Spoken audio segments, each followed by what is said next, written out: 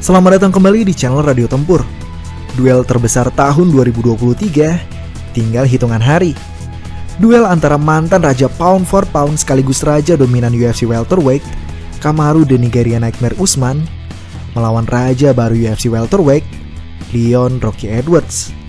Kita harus mengakui bahwa Leon sangat layak mendapatkan sabuk ini. Tidak hanya dari performanya di malam itu saja, namun juga dari penantian panjangnya selama 8 tahun. Ia menempuh jalan panjang untuk meraih kesempatan title shot. Tidak ada privilege ataupun jalur ekspres.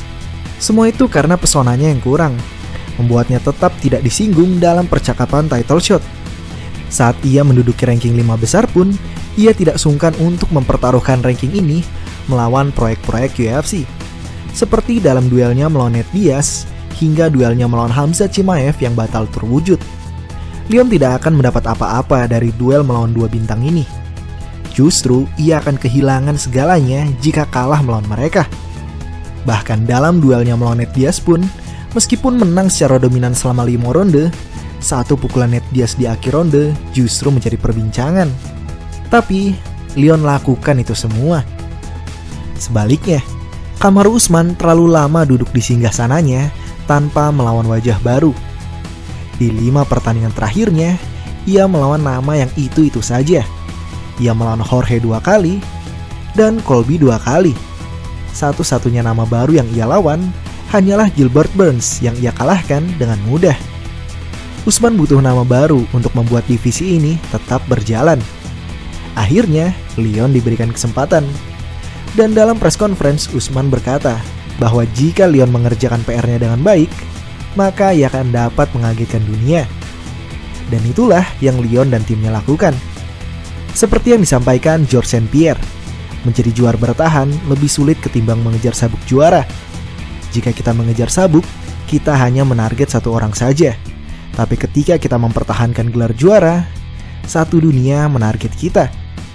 Contoh sangat jelas baru saja kita saksikan dalam UFC 285 kemarin, tentang tumbangnya Ratu UFC Flyweight Valentina Shevchenko yang secara detail akan dibahas di video besok. Satu hal yang membuat Jon Jones menjadi fighter terbaik bukanlah power atau kecepatannya, namun persiapannya.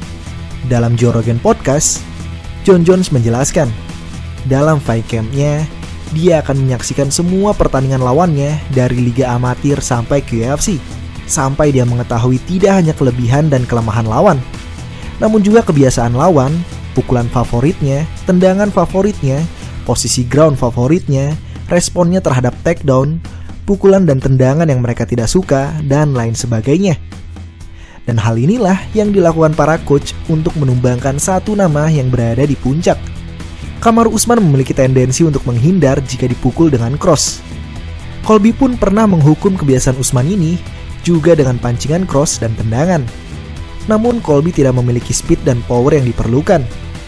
Berbanding terbalik dengan Leon yang dikenal memiliki striking paling tajam di UFC welterweight ini.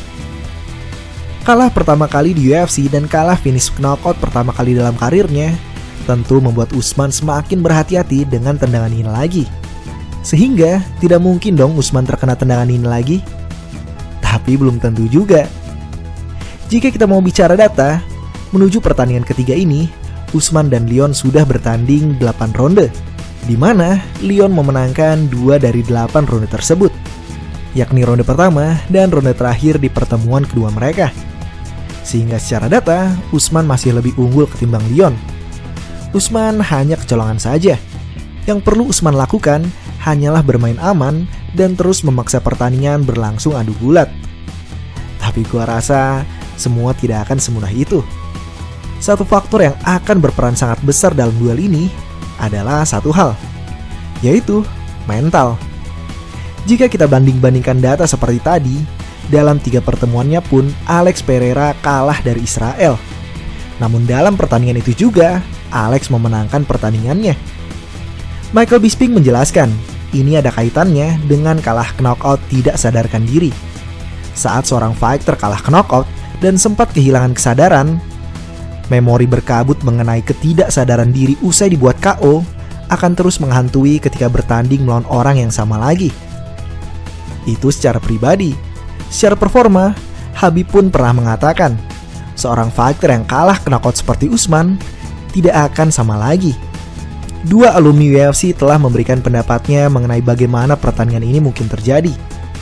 Namun ada satu faktor lagi nih, yang tentunya memiliki andil sangat besar dalam pertandingan besok, yaitu mengenai tempat di mana duel ini digelar. UFC 286 digelar di O2 Arena London, teritorinya Leon Edwards. Bahkan sejak press conference pun, kamar Usman sudah dibuat mati kutu oleh para fans Inggris. Brother yang ngikutin bola pasti tahu gimana militannya fans Inggris terhadap atlet mereka. Dapat dipastikan, dalam walkout nanti O2 Arena akan semakin menggelegar. Karena yang mereka saksikan bukanlah kontender seperti Paddy Pimblett atau Darren Till yang tanda petik masih calon juara, melainkan seorang juara sungguhan.